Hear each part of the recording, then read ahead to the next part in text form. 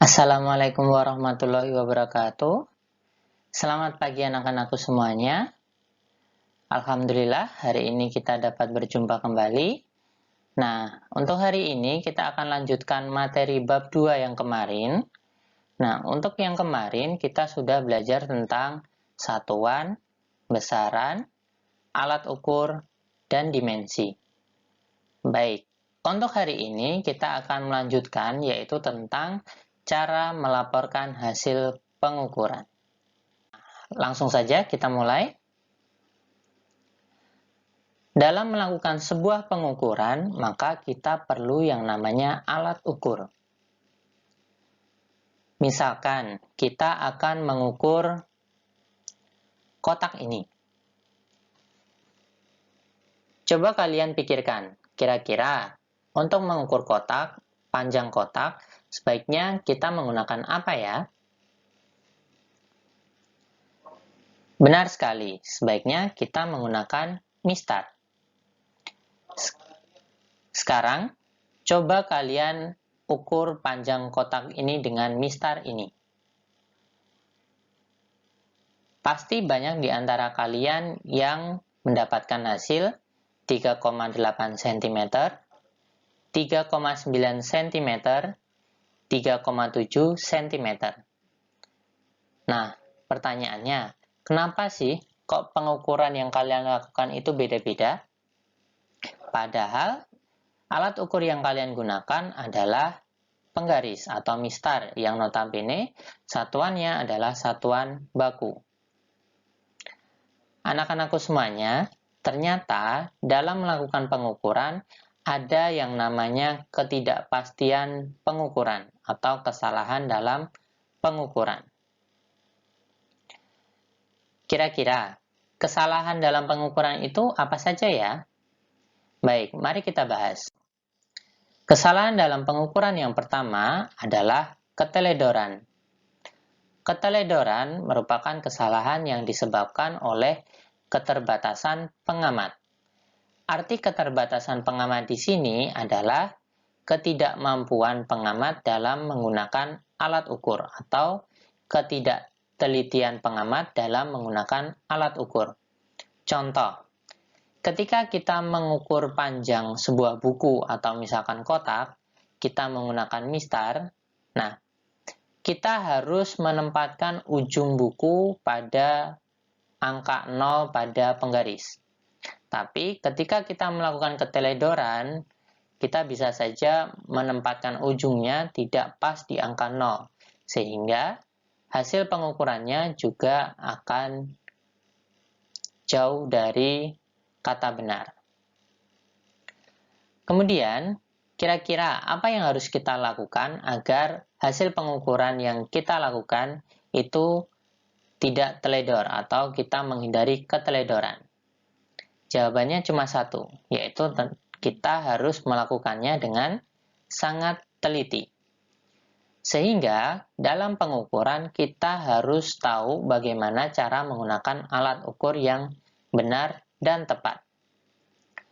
Kesalahan yang kedua namanya adalah kesalahan acak. Nah, kalau kesalahan acak ini bukan berasal dari si pengamat atau kita yang mengukur. Tapi kesalahan acak ini lebih berasal dari kondisi lingkungannya.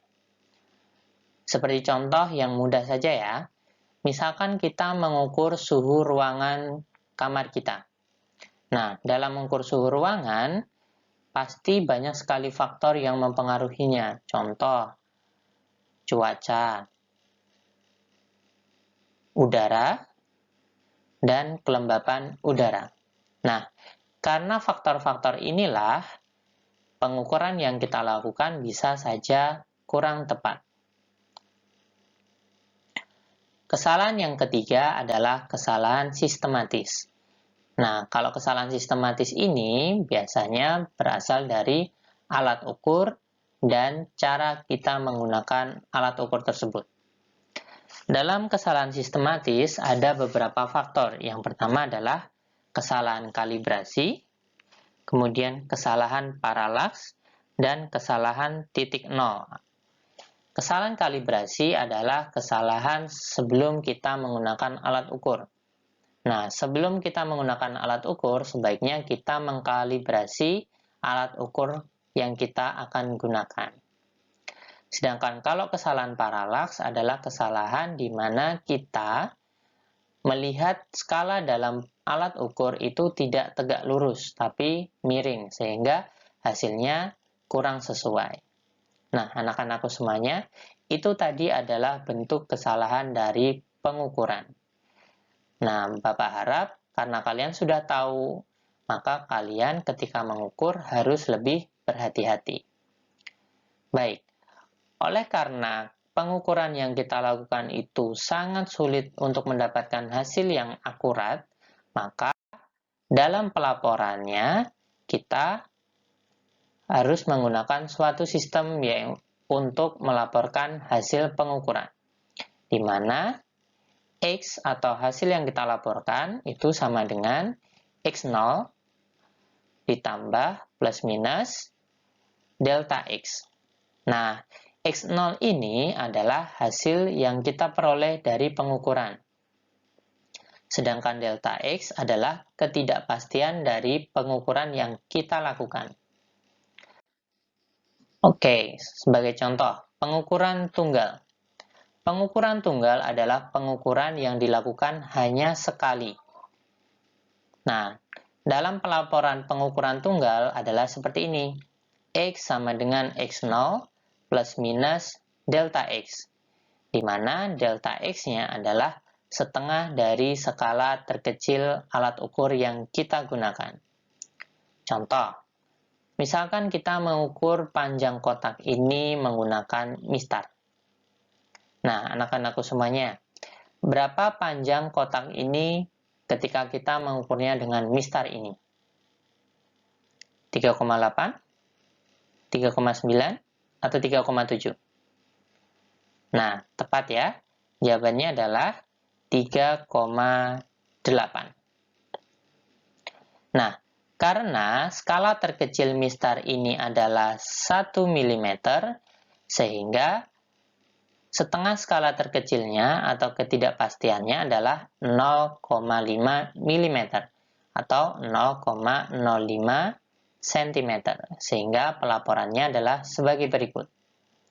3,8 adalah hasil yang kita peroleh, dan 0,05 cm adalah setengah dari skala terkecil yang kita gunakan.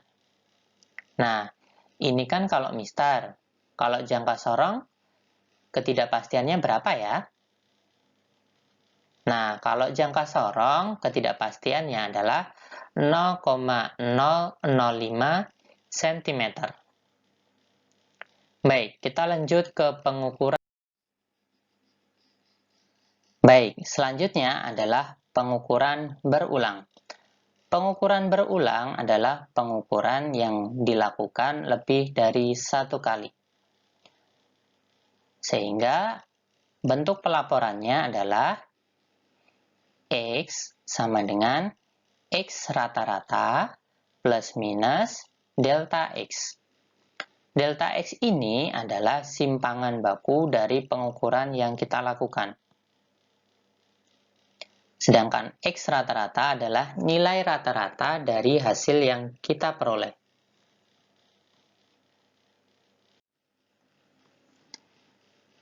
Baik, kita masuk ke contohnya. Di sini Bapak sudah punya data hasil pengukuran berulang dari suatu peristiwa. Nah, Bapak mau tanya nih, I itu lambang dari besaran apa? Ya, benar. I itu lambang dari besaran kuat arus. Nah, dalam pengukuran berulang, ada beberapa data yang harus kalian cari. Yang pertama adalah jumlah percobaan yang kalian lakukan. Yang kedua, data yang kalian hasilkan atau kalian peroleh. Nah, setelah ini, kalian buat satu tabel lagi, di mana tabel itu berisi dari kuadrat hasil yang kalian peroleh. Seperti contoh seperti ini. Nah, tabel ini adalah tabel I kuadrat. Berarti I yang ini kita kuadratkan. Setelah itu, kita juga harus mencari jumlah dari I yang kita peroleh dan I kuadrat yang kita peroleh. Sehingga diperoleh seperti ini.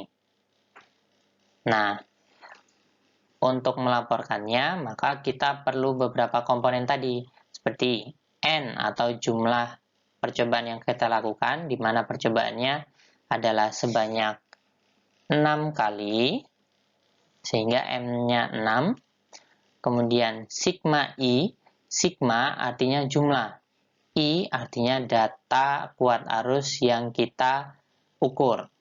Sehingga sigma I adalah jumlah data kuat arus yang kita ukur. Berarti I yang pertama sampai I yang ke-6 ini kalian jumlah. Seperti contoh yang Bapak peroleh adalah 75,9. Kemudian sigma I kuadrat. Tadi kan kita sudah punya tabel I kuadrat nih. Kemudian kita cari juga jumlahnya. Seperti ini. Baik, selanjutnya adalah kita mencari I rata-rata. Cara mencari I rata-rata adalah jumlah I yang kita peroleh dibagi jumlah percobaan. Sehingga jumlah I yang kita peroleh adalah 75,9 dibagi dengan 6. Hasilnya adalah 12,65.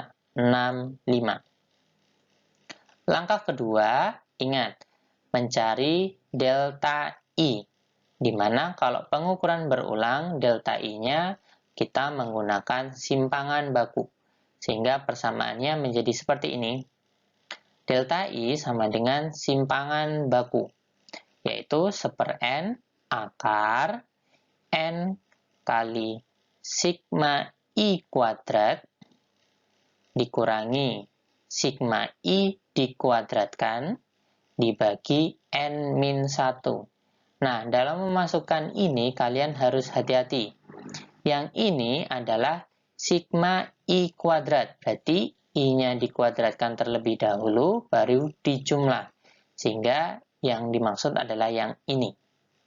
Kalau yang ini adalah sigma I dikuadratkan. Berarti sigma I-nya yang ini kita kuadratkan. Sehingga hasilnya diperoleh seperti ini.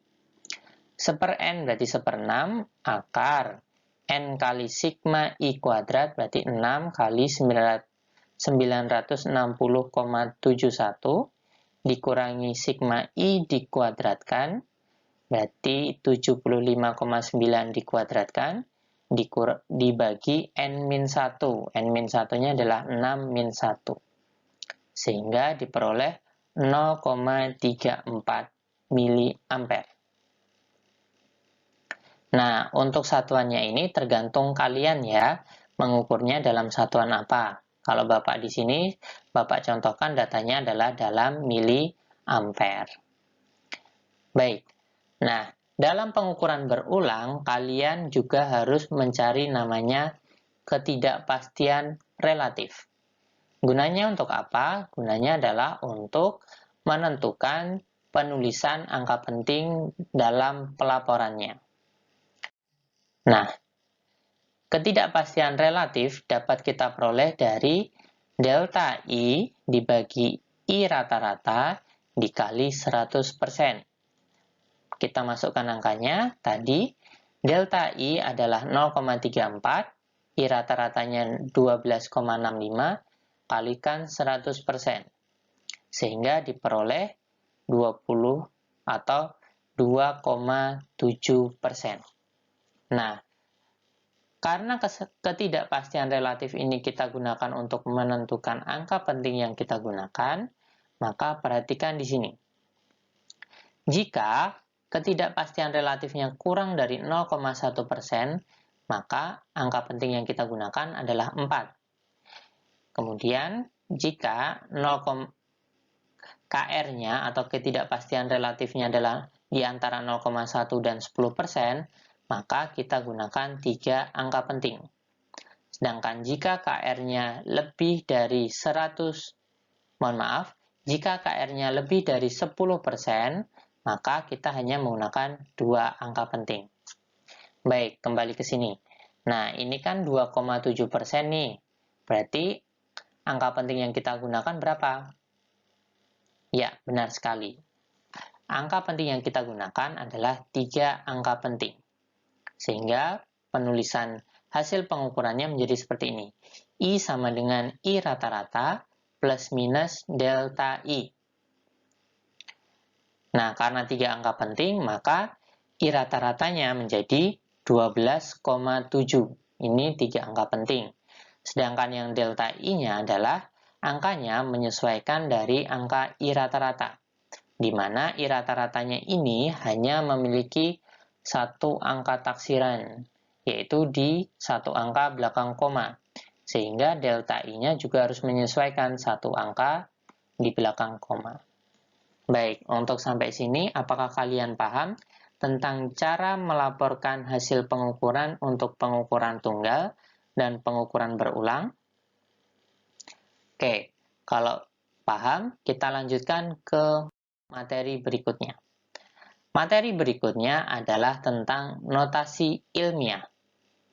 Notasi ilmiah adalah cara penulisan yang kita gunakan untuk menyederhanakan angka-angka yang akan kita laporkan. Biasanya nih, notasi ilmiah digunakan dalam laporan praktikum.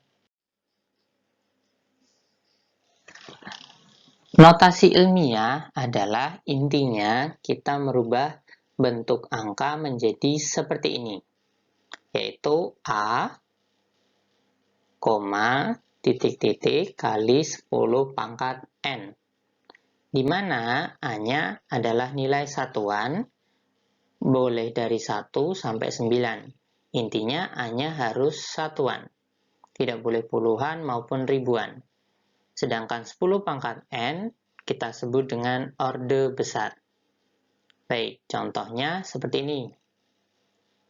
Di sini kita memiliki angka 234.000. Nah, cara merubahnya paling gampang adalah kita merubahnya menjadi satuan terlebih dahulu. Berarti ini boleh kita tulis 2,34 kali 100.000. Nah, 2,34 kali 100.000 kan hasilnya 234.000 nih. Nah, yang ini, yang belakang ini, kita rubah menjadi 10 pangkat. Maka hasilnya 100.000 adalah 10 pangkat 5. Sehingga hasil yang kita peroleh adalah 2,34 kali 10 pangkat 5. Baik, contoh berikutnya. Ini kita hapus dulu ya.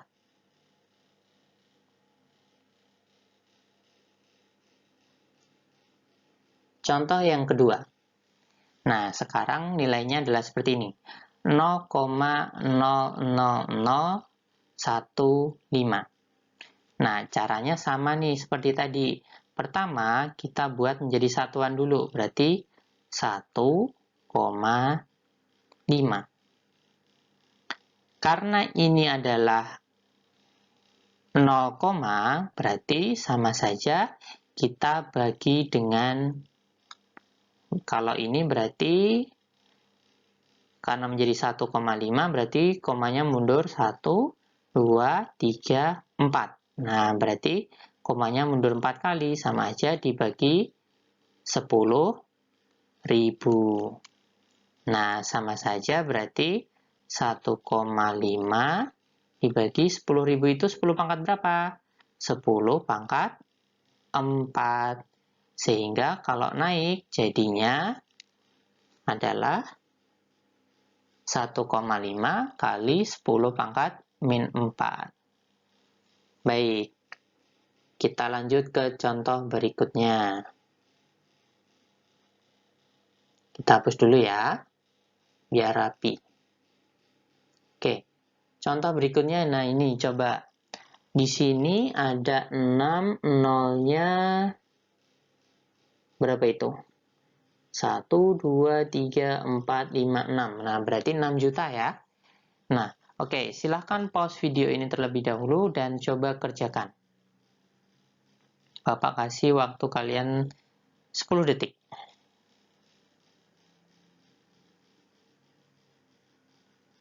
Baik, sudah ya?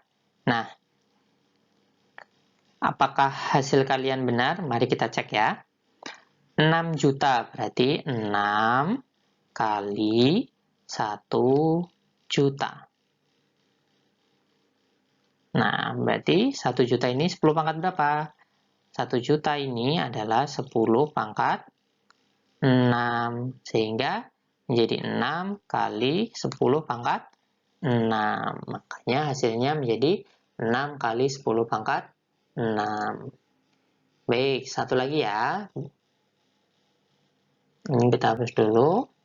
Oke, contoh berikutnya. Nah, ini coba. Di sini ada bilangan 0,0523. Oke, caranya sama seperti tadi. Pertama, kita buat koma dulu. Karena satuan berarti jadinya 5,23. Nah, karena untuk menjadi 5,23, komanya mundur 2 kali, berarti sama saja dibagi 100. Sehingga 5,23 dibagi 100 itu 10 pangkat 2. Ini kita naikkan, berarti hasilnya menjadi 5,2 kali 10 pangkat min 2. Nah, bagaimana nih tentang notasi ilmiah? Apakah kalian sudah paham? Nah, kuncinya di notasi ilmiah adalah di bagian ini. Di sini itu tidak boleh puluhan maupun ribuan, harus satuan. Nah, boleh 2, 1, 6, 5, yang penting nilainya antara 1 sampai 9.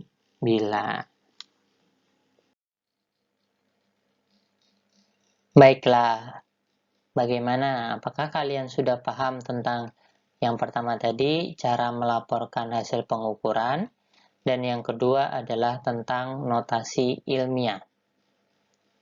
Oke, Bapak harap kalian sudah paham ya. Nah, kalau misalkan kalian masih bingung, kalian bisa play lagi atau mulai lagi menonton video ini. Tapi kalau kalian sudah paham, kalian bisa lanjut mengerjakan latihan soal yang Bapak berikan. Tapi sebelum itu, silahkan lanjut ke video pembahasan latihan soal. Oke, untuk video yang ini Bapak cukupkan dulu. Wassalamualaikum warahmatullahi wabarakatuh.